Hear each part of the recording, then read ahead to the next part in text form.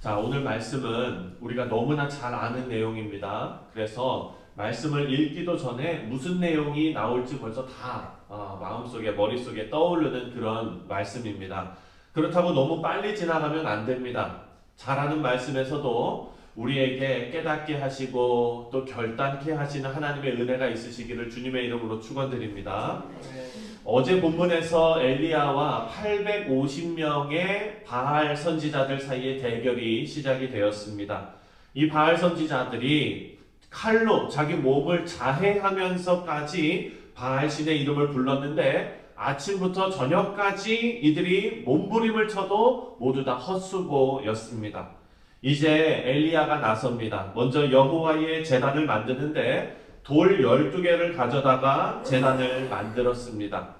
그런데 30절을 보면 여러분 제단이 없었는데 새롭게 제단을 쌓은 것이 아닙니다. 우리 30절을 다시 한번 읽어볼까요? 30절입니다. 시작.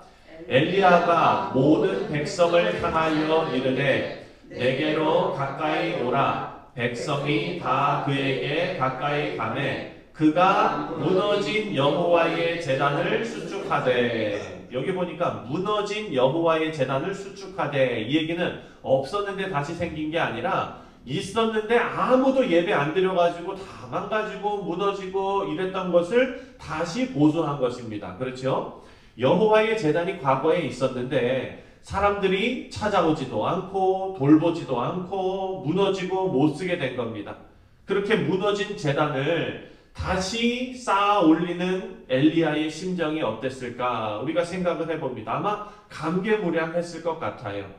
여러분, 미국에서도요, 시골에 우리가 이렇게 가보면은 예쁜 교회들이 이렇게 다 있는데, 그런데 여러분 요즘에는 또 가보면은요, 이 예쁜 교회들, 시골 교회들, 옛날에는 참 거기에서 주일마다 막 예배 드렸을 것 같은데, 이제는 페인트가 다 벗겨지고, 그리고 다 이제 팔려고 내놓고 이런 교회들이 너무나 많습니다.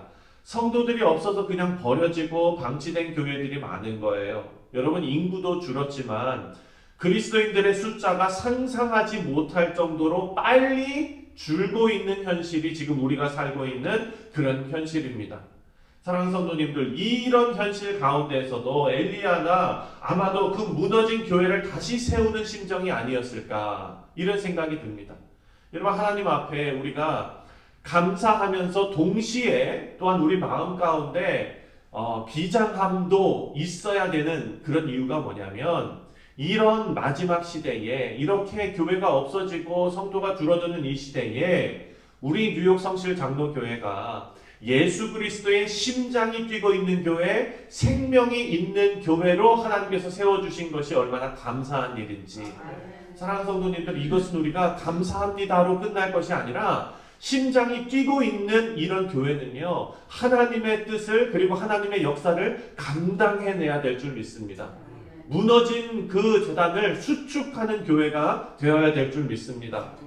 엘리야가 아마 이런 심정으로 그 제단을 12개의 돌로 다시 세우고 있었을 것입니다. 엘리야는 그리고 나서 제단 둘레에 고랑을 만들어서 그 위에 물까지 부었습니다. 3번을 부었어요. 우리가 잘 아는 대로 이 대결에 대한 엘리야의 자신감입니다.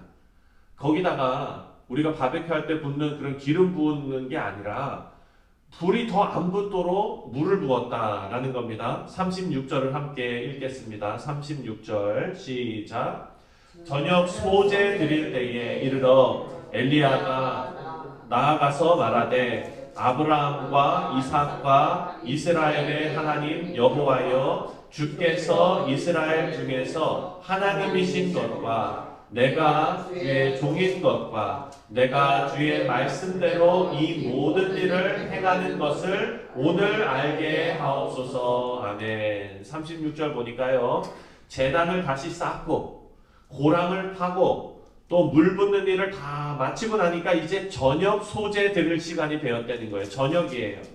자, 이 말은 지금 바알 선지자들은 정오 때부터 자기 몸을 자해하면서 소리 지르면서 아주 그런 퍼포먼스를 합니다. 이미 이때 엘리야는 뭐 하고 있었다는 거예요, 지금? 그렇죠. 엘리야는요, 여기에서 하나님 예배 드릴 거를 기도하는 마음으로 준비하고 있었다는 거예요. 물도 붓고 고랑도 만들고 제단도 다시 수축하고 이미 그 준비를 해가고 있었습니다. 그런데 엘리야가 대단한 게 뭐냐면요. 여러분이 뭔가를 하려고 할 때 옆에서 막 소리 지르면서 그냥 막 엄청난 퍼포먼스를 하면 여기 집중할 수 있겠습니까? 자, 이게 쉽지가 않잖아요. 그렇죠? 그러니까 정신 차갑게 하지 말고 좀 가만히 있으라고 뭐 이러면서 할 거 아니에요. 근데 이 옆에서는요, 850명 되는 사람들이 자기 몸을 막 자해하면서 소리 지르면서 난리를 치면은요, 사람들은 거기에 기가 눌릴 거예요. 근데 엘리야는 그렇지 않았습니다. 엘리야는요, 묵묵히 하나님 앞에 예배 드릴 것을 준비하고 있었다는 거예요. 그리고 간절한 마음으로 하나님 앞에 기도합니다. 37절입니다. 시작. 여호와여 내게 응답하소서, 내게 응답하소서. 이 백성에게 주 여호와는 하나님이신 것과 주는 그들의 마음을 되돌이키심을 알게 하옵소서 하매. 아멘. 하나님께서 이런 엘리야의 기도를 들으시고 불을 내리십니다. 그리고 번제물과 나무와 돌과 흙과 그리고 또 도랑이 가득했던 물까지 모두 태워서 없애버리십니다. 하나님의 불을 눈으로 모든 사람이 본 거예요. 그리고 났더니 이 바알 선지자의 퍼포먼스 그런 것은요 머릿속에 벌써 다 사라졌죠. 하나님의 영광의 역사하심을 보게 된 겁니다. 그래서 모든 백성이 하나님 앞에 엎드립니다. 39절입니다. 시작. 모든 백성이 보고 엎드려 말하되 여호와 그는 하나님이시로다. 여호와 그는 하나님이시로다 하니. 자, 여러분 엘리야가 하나님 앞에 이 일을 준비하면서 기도한 것이 뭐였습니까? 하나님의 하나님 되심을 드러내 보여주옵소서. 그리고 하나님께서 이들의 마음을 되돌이키시는 분이시라는 것을 나타내 주옵소서. 이게 간절한 기도의 내용이었거든요. 그렇게 되었습니다. 하나님께서는요 스스로 하나님 되심을 모든 사람들 앞에 나타내셨습니다.